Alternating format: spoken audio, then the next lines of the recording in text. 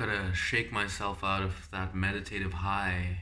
It's a little confusing how a little meditation can take you far away from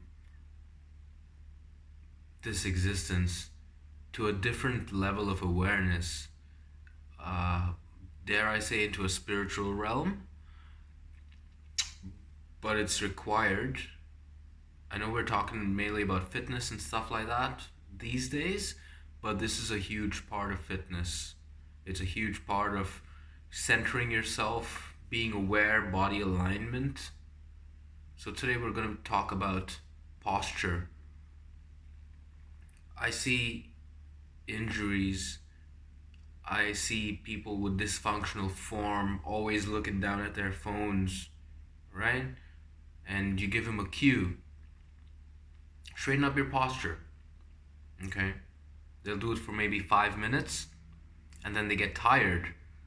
And of course, the body's gonna get tired from being rounded that way. If I tell you to straighten up your posture, you're gonna go there. Oh, you're gonna squeeze all of the muscles in your back, you're gonna pull your shoulder blades down, and you're gonna hold it. For how long? Your body is not used to that posture. It's gonna get tired. And it's gonna slouch even more after that. Or you're sitting at a desk all day. You're sitting at home. You're in quarantine. There's nothing to fucking do. And your posture's going to shit. So then you suddenly wake up and you say, okay, I'm gonna straighten up my posture. So you sit perfectly well. You're sitting perfectly in alignment. Correct? But that's not really helping you. Why? Because as soon as you stand up, your hip flexors are still tight from sitting. So now I'm going to explain to you there are two kinds of posture.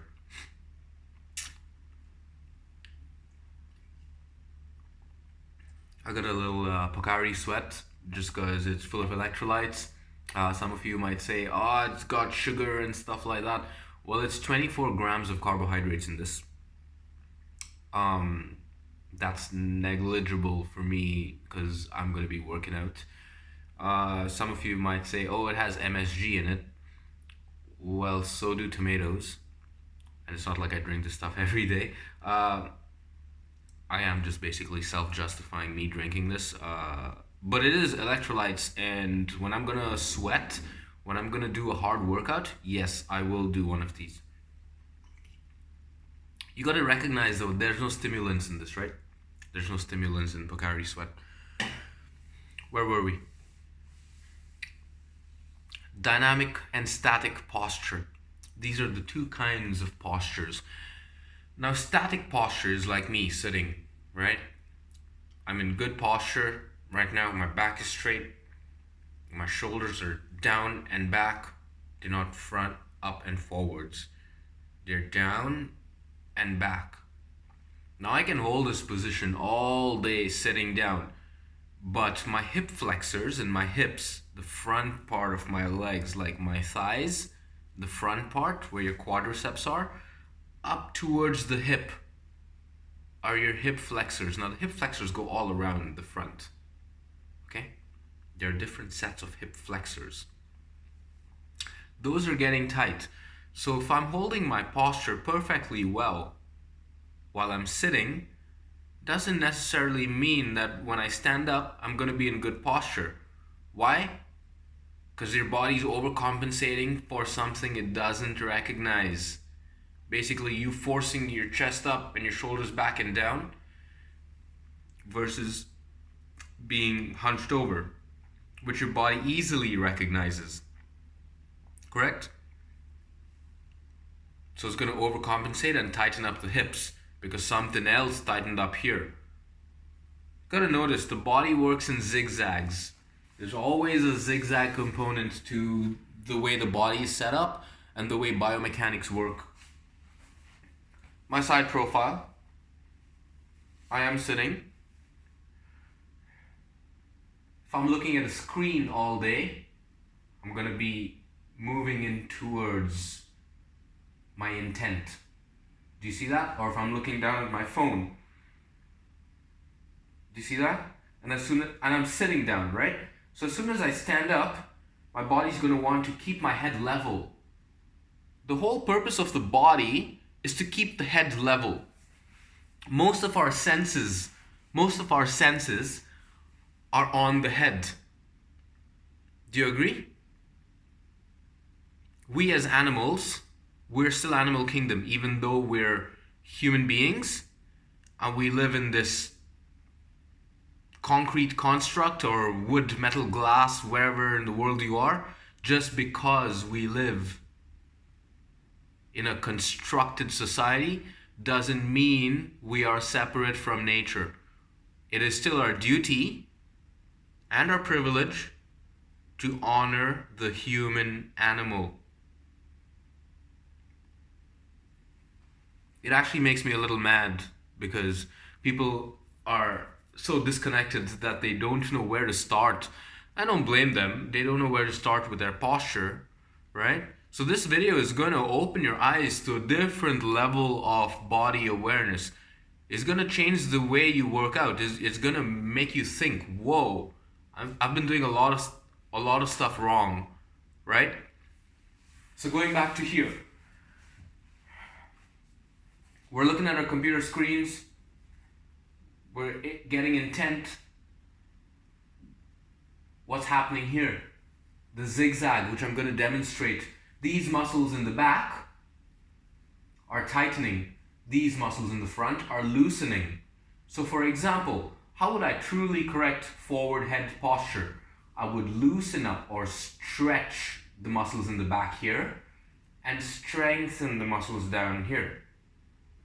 Do you see that? So these have gotten tight. These muscles have gotten tight. These muscles have gotten loose. So if I tighten these, that goes there. Do you see that? If I tighten these. So that's one zigzag of the body. Just the neck. Front to back, alright?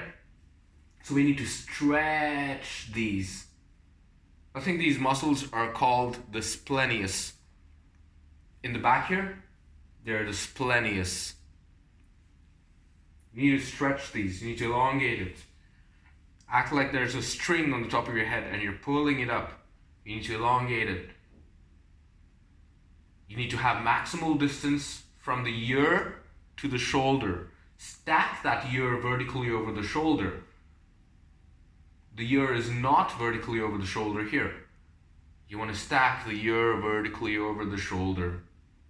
You want to tuck the chin. You don't want to look up there. Why? Because these are still stretched. And that's what that looks like if these muscles in the back are tight. It's pulling that lever down. And this is allowing it to stretch up there. Now if you strengthen this, you become level-headed. Like I was saying, the whole purpose of the body, of the human body, is to keep the head level. Now as animals, going back to what we were saying earlier, as animals, we need eyes to be level, to perceive danger or threat.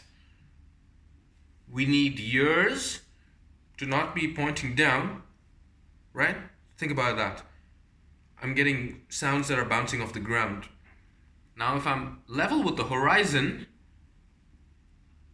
I can hear so many more things from there, from there, from there. Do you see that? We need the head to not be down here. We need to inhale air. We need to survive. We need to be able to breathe. We need our jaw in alignment so we can masticate, we can chew our food. Do you see? So the whole purpose of the body is to keep this head level. So wherever I move, my body is keeping me level. Do you see that? So now forward head posture, what is that? It's your body keeping your head level. Do you see that? The head is still level. So the body's overcompensating for something that is tight elsewhere. So if there are tightnesses in the rest of your body, it's going to manifest in the head and the neck. So how do we reverse? How do we reverse this forward head shitty posture? How do we reverse caved in knees and ankles? Do you know what I mean? Strategic exercise, strategic foam rolling, correct prescription of exercise. All workout programs will not work for all people. You have to realize in physics, all movement comes from a place of rest. If I'm standing this way at an angle and my head is over there, right? That's my head over there, and I'm standing at an angle. I'm over exaggerating. Maybe I should draw this out. I got a blank piece of paper and a pencil. Right? So, supposing I'm standing with forward head posture and I run. Every step I take is further facilitating that imbalance. Why? Because my place of rest is here. So now every step that I take, it's going to reinforce. Do you see that? It's going to strengthen that posture. But if I'm here, of course, when you're running, you would lean into your run. But if I keep my structural integrity, if I keep my center of mass tucked in the core, my core articulating side to side every time I take that hand forward and the other leg's at the back, and I'm properly, correctly twisting in good form. Now every step I take is going to strengthen my good posture. Do you see? So, like I said in physics, every movement comes from a place of rest.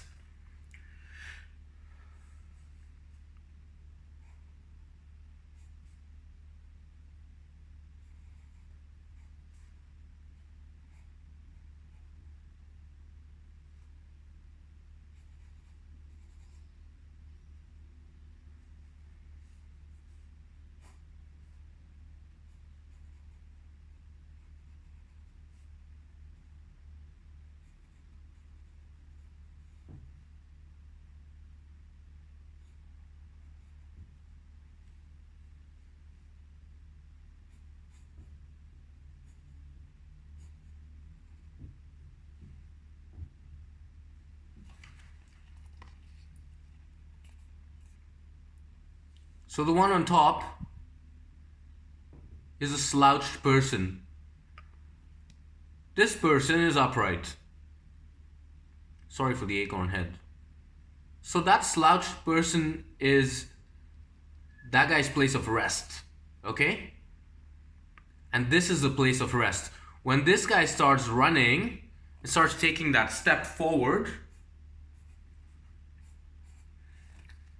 Every step, forget running. This person up top, all he has to do is walk. Every step he takes in his walk is going to further facilitate this posture. It's going to strengthen him in that posture.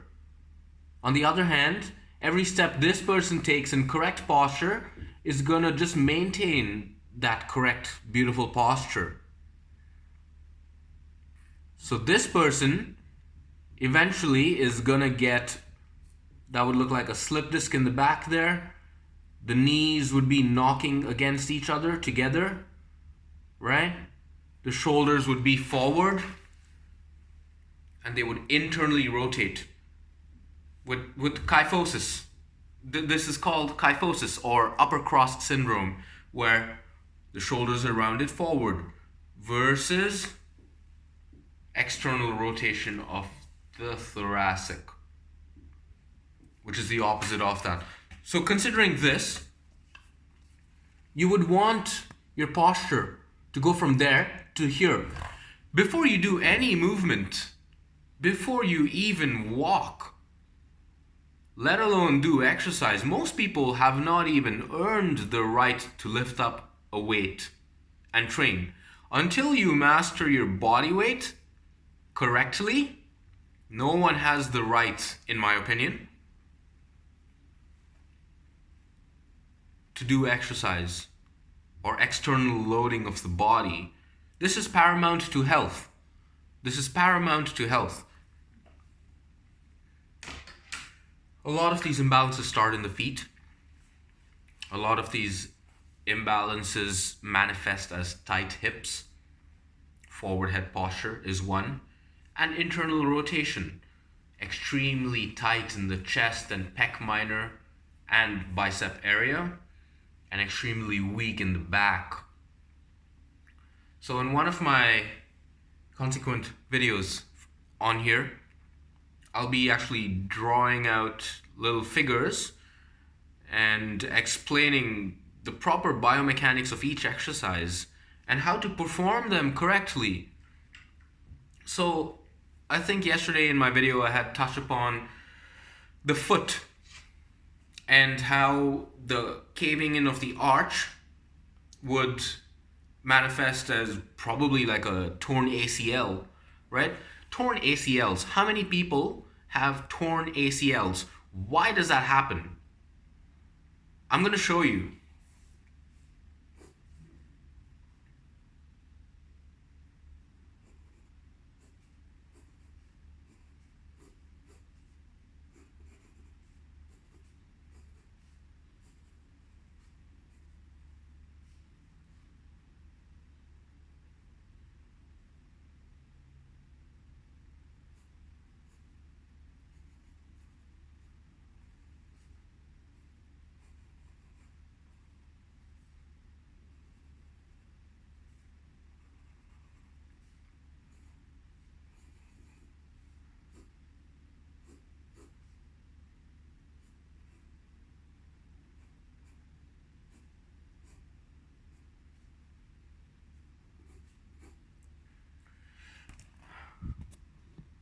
That's just a rough diagram, of course.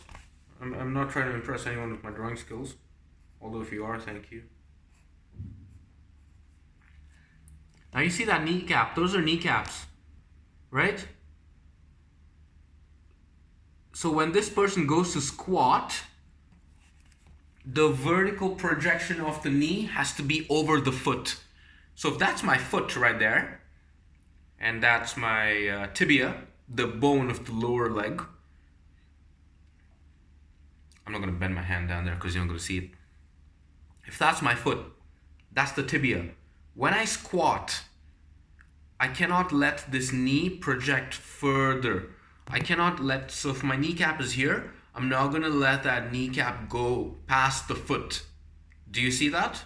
Right? So, or when I lunge, I don't want this angle of the tibia, the bone of your lower leg, to go out there. So as you lunge, that would be it. That would be the max angle. Just so the kneecap, which would probably around here, is still in the vertical. I'm gonna draw that out. Heel, toe, kneecap, tibia, femur, hip bone, acetibulum, torso, shoulder, and arms go that way, head. That's a person squatting, or technically that would be parallel. This dotted line through the hip bone would be parallel to the ground.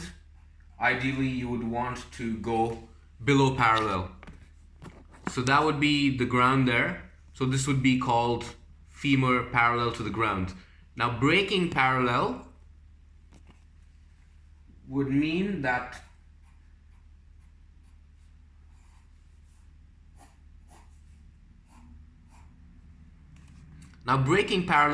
you would squat down there, right? So obviously this angle is going to change to over here. Ideally you want your heel to be over there. So now this angle is going to change. I can barely draw like this with this clipboard over there. Hang on.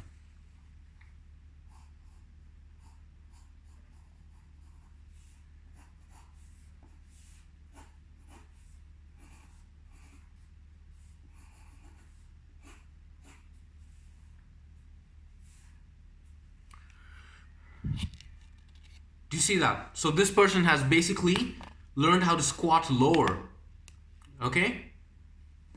But the lower you go, the risk of this vertical projection of the kneecap being over the toes right there is greater.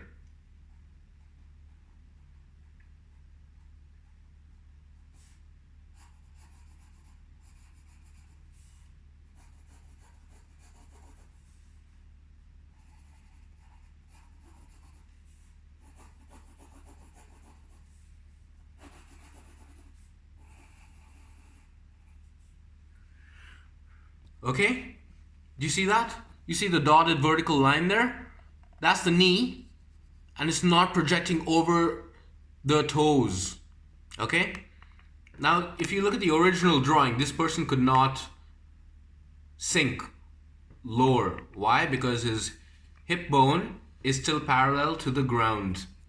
So when you break the parallel and you go at that angle, you gotta basically sink the torso up. Now, of course, this drawing is a little upright. It's a little upright, but you get the idea. So the lower he has to sit, this knee is gonna want to balance out. Why? Because the body is trying to maintain its center of mass. Do you see that? The foot is your base of support. It's gonna want to even it out. Do you see that? So this point right here would be the belly button or the core, which is the actual true center of mass for any body.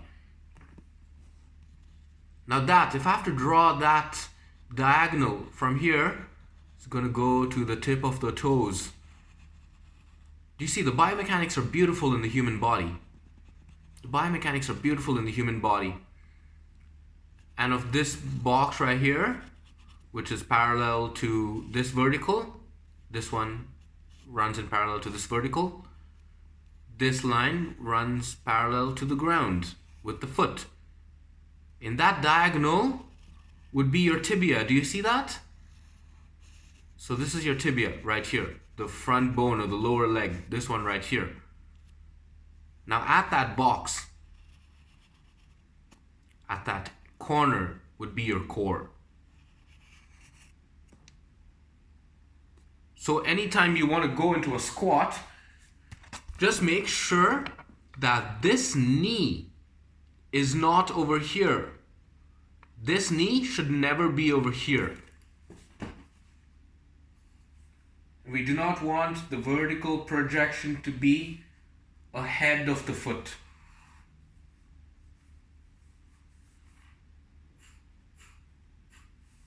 Because now the biomechanics change.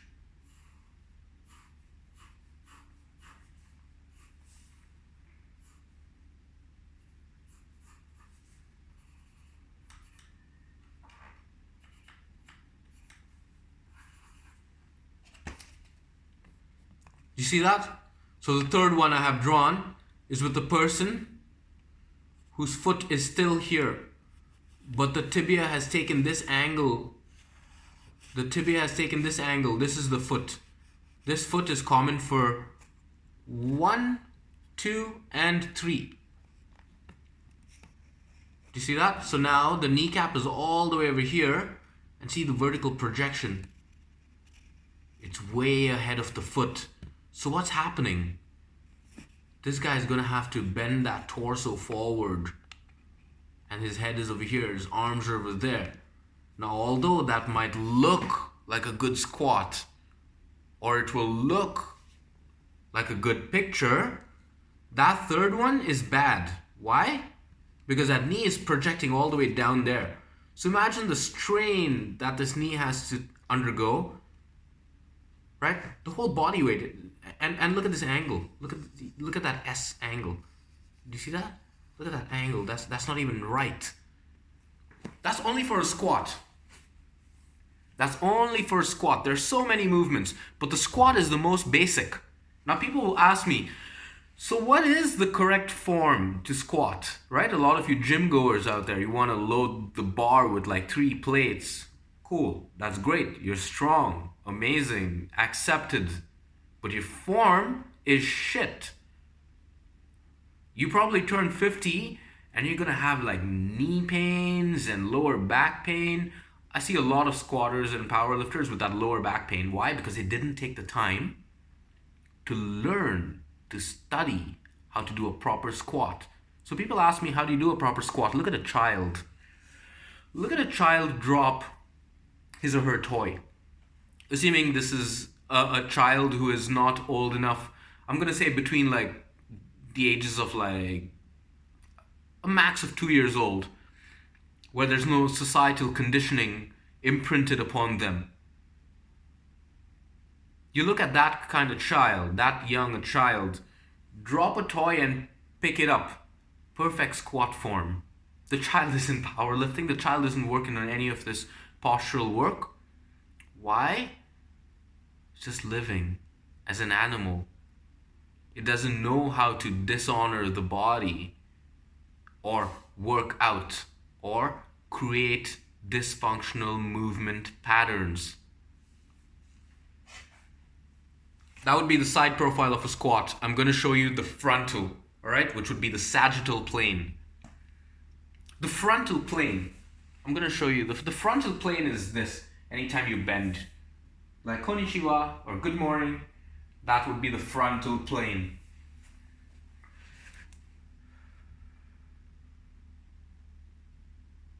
I apologize. I think I got that wrong. Frontal plane, sagittal plane. This would be this frontal plane where I'm moving here. Frontal plane. Sagittal plane. Okay? So this side profile is of the movement in the sagittal plane. I'm going to show you what that looks like from the front. That would be the foot. That would be the other foot.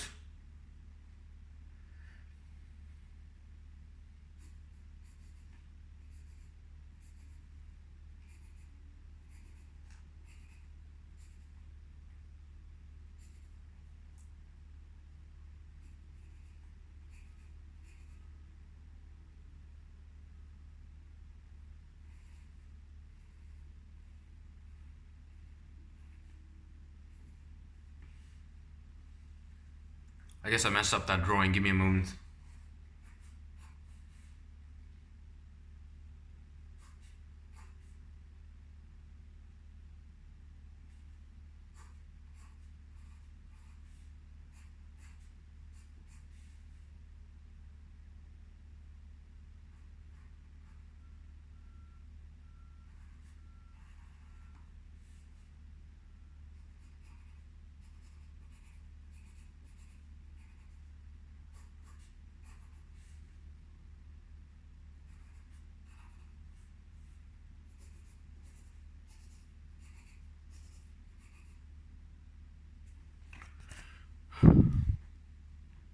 That was my first drawing, kind of wrecked it.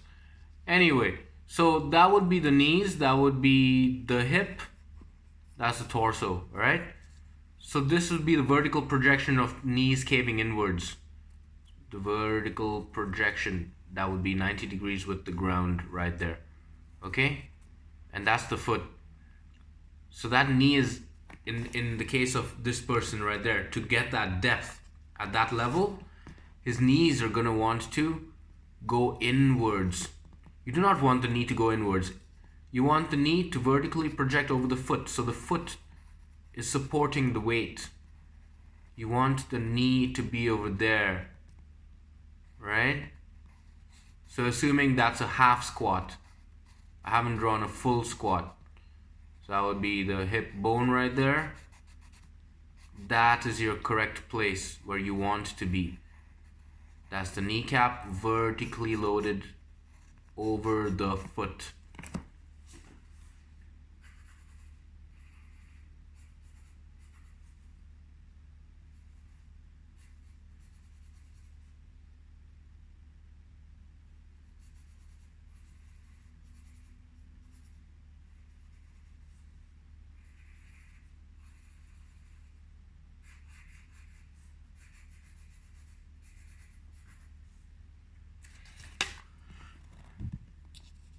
So knees caving in.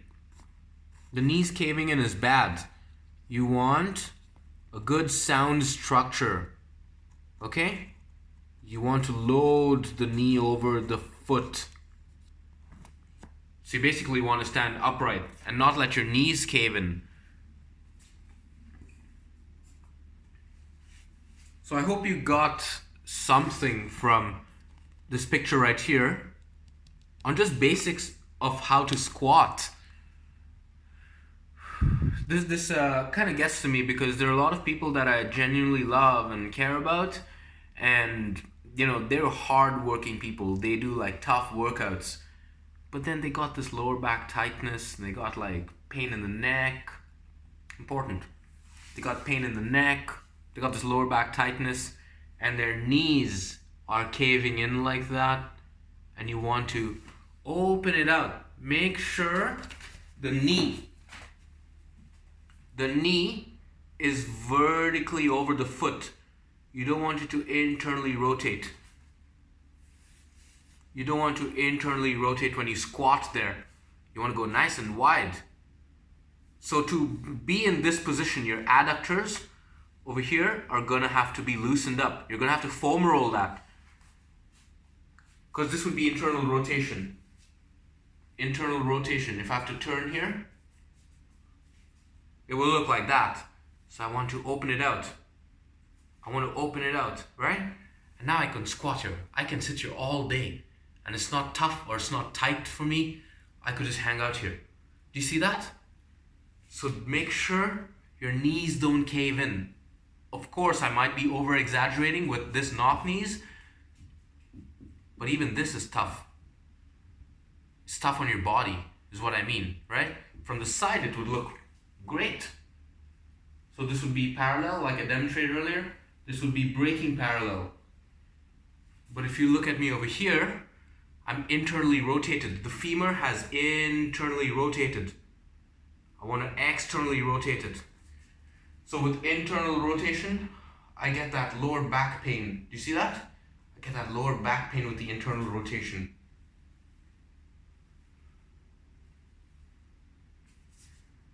As soon as I reverse this, I start to straighten up.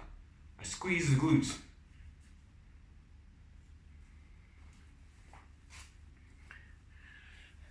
So I hope you learned something from this video.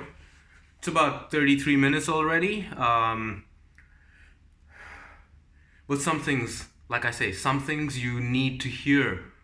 So I'm glad you sat through this and you watched it.